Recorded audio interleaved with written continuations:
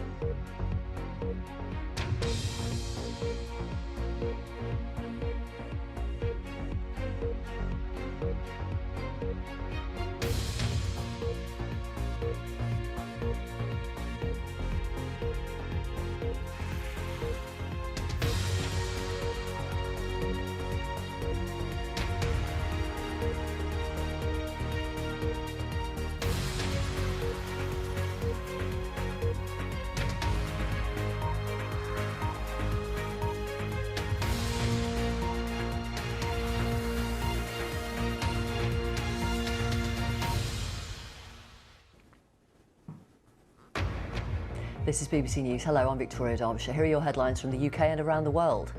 The final US evacuation flight leaves Kabul airport a minute before midnight as it formally ends its military involvement in the country after nearly 2 decades. This has been a massive military, diplomatic, and humanitarian undertaking, one of the most difficult in our nation's history, and an extraordinary feat of logistics and coordination under some of the most challenging circumstances imaginable. As when the war began 20 years ago, the Taliban are back in power.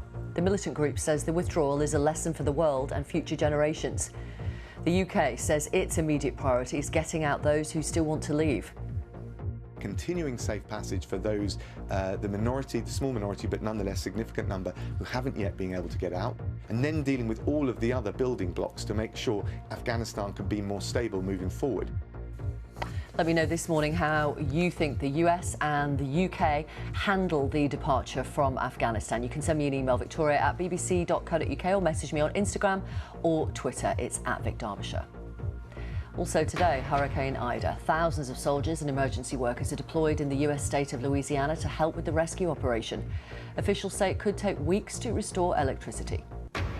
A new study suggests playing just one season of professional rugby is enough to start having adverse effects on the brain. In her 8th Paralympics, Sarah Storey wins a record-equalling 16th gold medal in Tokyo, a feat hailed by the chair of UK sport. She still has the amazing sort of physical ability to set new standards and push the barriers every single time the games come around. But importantly, she's still got the same passion, the same drive. She still wants to sort of break her own records.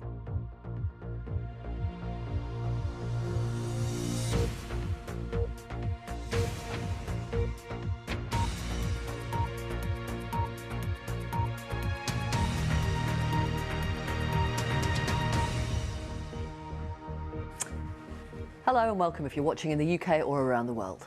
Almost 2 decades after American troops invaded Afghanistan, the United States has formally announced an end to its military involvement in the country.